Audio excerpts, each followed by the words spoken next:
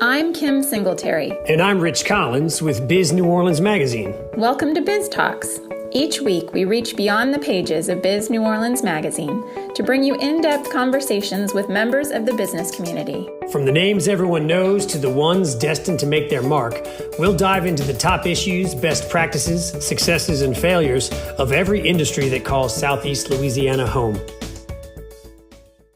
Welcome to this week's episode of Biz Talks. I'm Kim Singletary, managing editor of Biz New Orleans Magazine, and this week we're talking about education.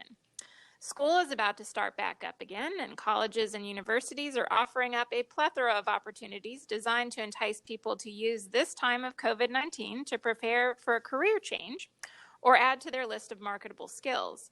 On that note, I'm excited today to talk to AJ Brooks. He is the Assistant Director of the Hospitality Program at Tulane's A.B. Freeman School of Business, where the big news right now is that they are about to launch their first online graduate degree program. It's a new master's program that has been specifically created to help address some of the unique challenges that have developed due to the current pandemic. Applications are being accepted now, and the first classes are set to start in January for the Freeman School's new Master of Management in Entrepreneurial Hospitality degree. AJ, welcome. So good to be here. Thank you. So tell us about this new degree program. So this is an interesting program. It is, as it sounds, it's the Master of Management with a specialization in entrepreneurial hospitality. And I've said that a lot of times, and it's a mouthful. But as the name implies, it's really these three components of a year-long course. So a Master's of Management traditionally is a foundational business degree, graduate business degree that really highlights all of the core elements of an MBA in a compressed format. So you have finance, marketing, operations, accounting, business communication, so forth and so on. And then you've got this entrepreneurship aspect. And so the difference between teaching from a managerial aspect and entrepreneur aspect is that you are placed essentially in an entrepreneur's shoes, which if you've ever been an entrepreneur, it's a much different experience than going into an operating business. It is, it's much grittier, and you are kind of always on the go, and you need to be the master of every aspect of your business. And so it really is a different approach to education in general. You are really starting from scratch in that you are building your own business over the course of the 12 months. And that is kind of encapsulated at the very end of the program in the new venture planning course, where you will actually develop a business plan and present it to a potential investment panel. So it's kind of a different track of a normal kind of management style education. And then the third component is the hospitality component. And that is, it's been an interesting journey for us, because we have the noble task of presenting hospitality as beyond the traditional lens of hospitality, which is lodging, food and beverage, recreation, travel and tourism, et cetera, and really applying this notion of hospitality to all industries. And what that means is we view hospitality as almost the evolution of the service industry. So as Danny Meyer puts it in his book, Setting the Table, service is something that happens to you, whereas hospitality is something that happens for you. And if you enroll in this program, you'll probably be hearing me quote Danny Meyer more than once. So that's it in a very long-winded, not nutshell. So this is the basics. This is a 12-month program.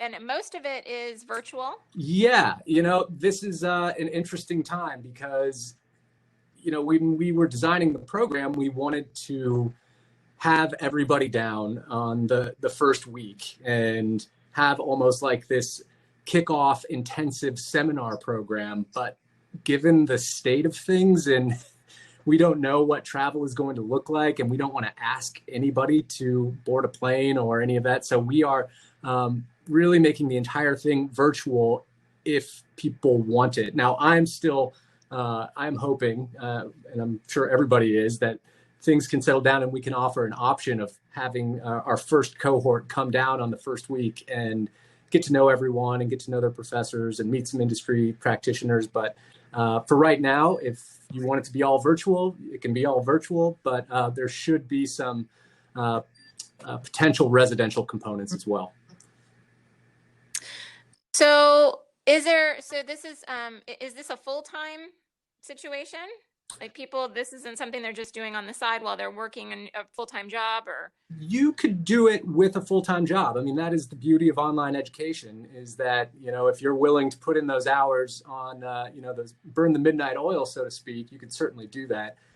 However, you are getting a full graduate 36 hours degree in the span of 1 year. So if you wanted it to be your full-time gig, I mean, that would be an option as well. But I wouldn't rule out the working professional by any stretch.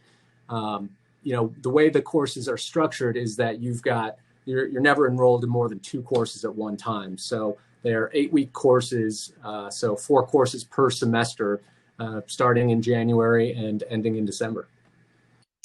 So who is your kind of ideal candidate for this? Are these people who are looking to be entrepreneurs? Are they people who are looking to, work for more hospitality settings or in a range of industries? Who would be, I guess, kind of your ideal candidate for this? So the answer to that is yes. All those things? So the program itself is really geared toward a wide variety of student. I think some people that would find it very useful would be those aspiring entrepreneurs or even current entrepreneurs who want to either refine their business plan and their business skills and really kind of surgically plan out a new business, and doing that while connecting with the Freeman Network. I could see this program being extremely useful for that type of candidate. I could also see this being really useful for recent graduates who are looking for just a competitive edge in the job market, whether it's in the hospitality industry or not. We've got a lot of different offerings within this 12-month program. And when we say hospitality, let me remind you, it's more areas that are really customer centric. So we're talking about when we're looking at our specialty coursework, we've got new product development, which is all about innovation thinking, how we can create experiences and curate experiences for our customers or guests in whichever industry you choose. And the fact that we have this capstone project, you're really using that project as a lens for all of the foundational coursework that you're taking throughout the course of the entire program. So I would see recent graduates benefiting, industry professionals. When I say industry professionals, I think about the chef who looks at their owner and says, I could definitely do it better than that guy if only I had the requisite skills and resources. As an entrepreneur and somebody who's owned businesses, I've had employees like that who I know could do it better than me. They just would need more connections and more skills and more resources. So, and then I would say the last kind of ideal candidate would be those people who want to be the chief experience officers. And I don't know if you're familiar with that term, but those are have been joining C-suites across the world, I suppose, for the past decade or so. And those are folks that are people obsessed who, again, love curating experiences and putting that relationship first as opposed to just trying to sell a service and generate revenue. So when you're talking about that experience management part of that would obviously relate to a wide array of industries. Oh, absolutely. And we had a little conference last fall in Atlanta, and we had a panel, and on that panel was the the chief surgeon from Children's Hospital. And the healthcare industry is kind of one that is certainly in our crosshairs of industries to really explore, because in terms of having that experience, when you are at your most vulnerable in hospital, or if you're hospitalized, or if a loved one is hospitalized, that experience is paramount, really, and can make the difference between, I don't want to be overly dramatic here, but life and death. I mean, if the power of healing is, it starts in the mind, I suppose. But no, it really applies to everything. I was talking about the company John Deere the other day, and how they have a place where they invite a lot of their larger customers to come and actually, play on their equipment. And that is an experience that they're having and giving their customers when they're, generally a manufacturing company, right? Well, yeah, when you talk about that experience management, it's interesting. You talk about, healthcare. That's actually where I first heard it. I think it was Warner Thomas with Ochsner. It was talking about that being such a huge focus in the healthcare industry, and that they were actually pulling people from the hospitality industry into healthcare because of wanting to change that focus to really make it customer centric. And that was just to compete. That they knew they had to create a certain experience for people in order to choose them over someone else. Yeah, it's interesting. Yeah, I mean, when we started talking about this, we really framed hospitality as a means by which to gain a competitive advantage. And the more that we've dug into it, and the more that we've had conversations, it's really just a means of survival at this point. Is that if you are not actively promoting a customer-centric business model, then your days are numbered, and you simply have to in order to compete. And that's not just coming up with a plan and sending out an email to everybody who works for you. That's really developing a culture within your organization that is completely customer-centric. And that, when you say customer, you're not just saying, the people that are buying your goods and services. You're saying everybody, every stakeholder that touches your organization, including your employees, your peers, and everybody, your suppliers, and your customers at the end of the day. So it's really, you can go down the rabbit hole in terms of how broad this thing is when it sounds absolutely very specialized. And I know, like, one of our upcoming, our October issue is all real estate focused, and I saw on your list of courses, there was a hospitality real estate development course. Oh, funny you should mention that. I actually teach that course. So tell me about that one. That's interesting. Right. So this is kind of where I've got most experience. I started out in real estate development, and so that's where I actually feel very comfortable in this area. But the way that I've structured this course is through the eyes of the entrepreneur. So, it's funny, I just shot the opening video, the introduction video to the course a few days ago, and I did like a vlog type style where I recorded myself with a selfie stick. It was very embarrassing. But I was outside the new St. Vincent guest house that is being done as a collaboration between Kupperman Companies and the Bunkhouse Group out of Boston. And Kupperman Companies is here in New Orleans. And, I started out the course by framing this old building, it was a orphanage, or I think they called it a children's asylum, which is much scarier sounding, but we kind of come to this scenario where we've got this big, beautiful building that is underperforming. It's kind of this, like, it's a guest house, but it's like a hostel, and it's run down. And we go into the shoes of Zach Kupperman, the developer of the project, and we develop the business plan. We see how the New Orleans market is performing. We see the different segments within the market, and we put ourselves in his position, and we come up with a proposal. And that's kind of the opening class is creating those connections and identifying those opportunities within the real estate industry in the hospitality sector, if you will. So, I've got experience in hotel development and particularly owner-operated independent hotels. That's not all I'll be teaching, but I find that to be the most intriguing and the most entrepreneurial of them all. So it's going to be a really interesting course. It is all about hotels and food and beverage outlets.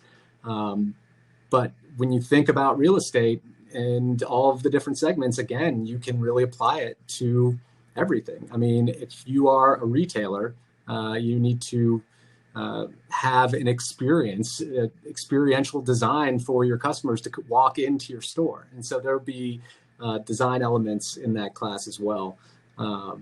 But it should be really interesting. And we'll look at all of the industry standard reporting and look at all of the key performance indicators. And last year we went to New York and competed in this market study competition. And I like to change it up a lot, and I like to keep it dynamic. And I really love connecting with my students. So this will be an interesting manner by which to do so online.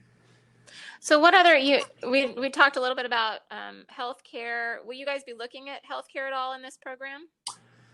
It's interesting because when you teach from an entrepreneurial perspective, it gives the student a really great opportunity to customize their own education. So if a student is interested in healthcare, then they can focus the majority of their education on that specific industry. When you really base it around this final new venture planning, new business plan proposal project, it opens it up to whatever the student is really interested in. So I will say that, I can't speak for all of the different instructors that are teaching all the different courses, but we've identified healthcare as one of those key areas where we really want to focus. And so I'll be working with all of the instructors when they're coming up with all of their case studies and class activities and examples, and we'll be sure to throw healthcare in there. I could certainly see it playing a role in a lot of different courses. So how many courses does this program entail? There are 12 in all, and Okay. One is the Entrepreneurial Hospitality Seminar that I was talking about earlier, which was supposed to be a week-long intensive course at the beginning of the program. But based on the virus, we'll see what happens with that. And then the final course is the New Venture Planning intensive capstone, and that's actually being taught by Rob Lauka, who is the director of the yeah. Are you familiar with Rob? Yep. He's been on our cover. I'm sure he has more than once. And so we were really excited to bring him on. And so students will be working with Rob as well as the resources given from the LePage Center for their final project, which is a really interesting and unique thing that I'm not familiar with that being offered in any other program. So it's basically looking at management, looking at entrepreneur, looking at hospitality, or like more of experience management, but for whatever industry you happen to be interested in, you can kind of tailor it. Absolutely. Yeah. And I mean, that's really the idea, is that when you're taking finance, you are learning the foundational, you're getting that knowledge, but you're also applying that knowledge to whatever your final project is going to be. So I'm introducing the final project on the first day of the program to all the students. So throughout the entire year, they're going to have that in the back of their mind, and they'll be building it kind of as they go throughout the program. So when you're in finance or accounting, for example, you will be learning about how to perform projections for either a business or an industry, and then you will take that knowledge and that skill set and apply it to whatever business you are planning on essentially pitching at the end of the program. So how many students are you kind of capping this, or what does this look like? What is your first class going to look like? Oh yeah, that's a great question. I don't know if there's been talk about a capped number, but it can't be too big. And if we have more than, I wouldn't want to throw a number out kind of arbitrarily, but I would imagine that we're shooting between 20 and 40 students in this first cohort. Okay. Right. So they're doing applications are being accepted now, and that's at the A.B. Freeman School of Business website. Yeah, you can do it right through the Freeman School's website, and you can navigate towards the online entrepreneurial hospitality specialization and fill out the application. And I've been working with Melissa Lytell, who's been managing all of the applicants, and I've got a bunch of meetings set up not meetings, but calls set up with prospective students that are interested in the program. And so really those calls are designed to introduce myself, introduce the program, and then really give you an opportunity to tell us about what your goals are and what you're looking to get out of it. Because again, I've gone through the MBA before, and I could be the first to say that an MBA is only as good as what you put into it. And when the faculty and your advisor really understand what your goals are, then they can have that knowledge to do a better job in actively fulfilling those goals. So what's interesting, and that kind of brings me to another point, is that, we have to eat our own dog food, if you catch my drift. Like, we are creating an experience for the student while we are teaching them how to create experiences for their guests. So we need to practice what we preach, and that means that myself and our team, we're vested in a student's future for sure. So what does the team look like when you're talking about how many instructors and who are we talking about? Yeah, so each course has an individual instructor. I was just speaking with Ashley Nelson, who will be teaching the business communication class in the spring. I could go through the whole roster, but really, John Clark, the associate dean for graduate programs, and I and a few others, we just hired Ashley Francis, who is specializes in online education, who will certainly be playing a critical role in terms of support. And then we've got the Freeman support staff as well. So everybody in admissions is very highly steeped in the world of entrepreneurial hospitality right now, whether they like it or not. But and then bringing on the LePage Center and Rob, that was certainly a big deal. And then we've got a few other folks. We've got a vast network of Freeman alumni and stakeholders that are in the traditional hospitality industry, and then beyond that. So we've been having meetings with all sorts of people that are very excited about the program and that are ready and willing to contribute. So because it has such a big virtual component, are you pulling from people out of the area, or is everybody local? In terms of our students? Well, in terms of, in terms of both students and teachers. Yes. So it's funny because the in-person, we have an in-person version of this as well. And so we've got this infrastructure already built within the Freeman School. So the majority of the instructors are going to be from here. With that said, I plan on personally bringing in people from the industry from all over the world as part of the courses to assist in my in classes, and we'll be doing webinars and other synchronous and asynchronous events throughout the course of the program as well. But in terms of our student population, this is a national and international offering. So we're trying to, we just had a discussion the other day of limiting the barriers. That's the name of the game these days in terms of our current environment. We don't want to provide any barriers to anybody into pursuing their further education. And so that's why we have made the in-person component non-mandatory. And so you could be anywhere in the world and take this thing. So is this something that came about? It's obviously very relevant in the current pandemic situation, but is this something that was in the works for a while before all of this, or has this?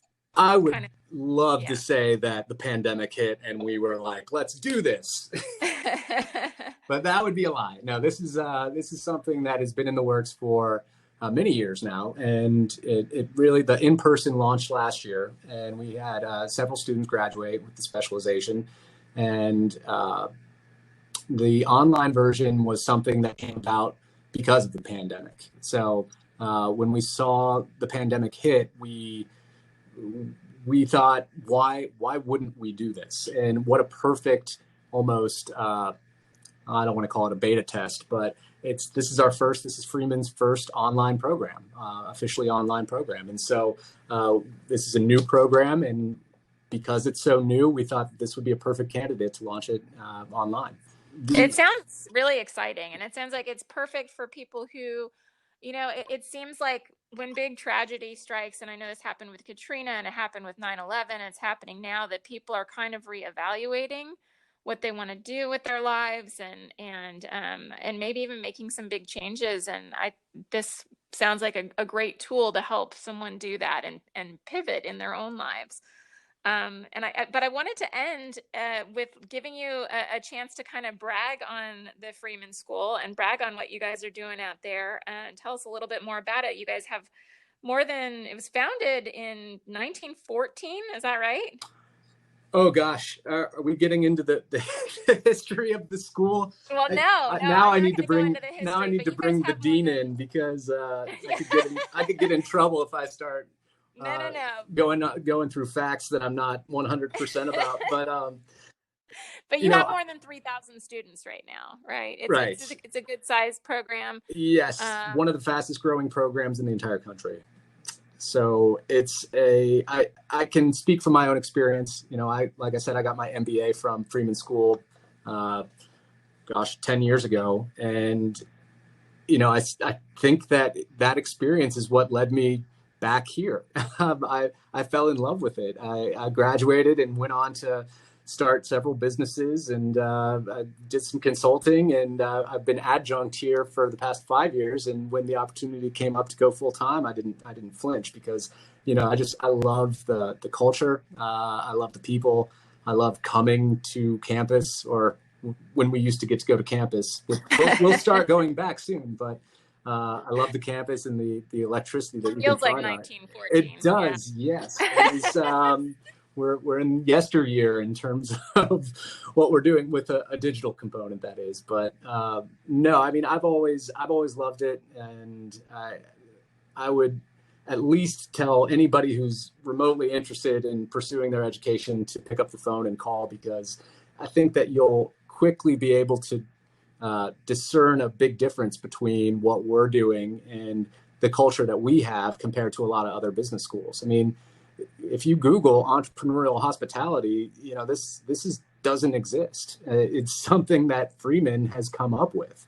And I think that speaks to the level of innovation and the fearlessness and, dare I say, audacity that the Freeman School is willing to exhibit at any given point. So, I think look, when I've had people come up and they're like, you are launching a hospitality program in the depths of a pandemic after the industry has just been absolutely decimated and the future remains completely uncertain.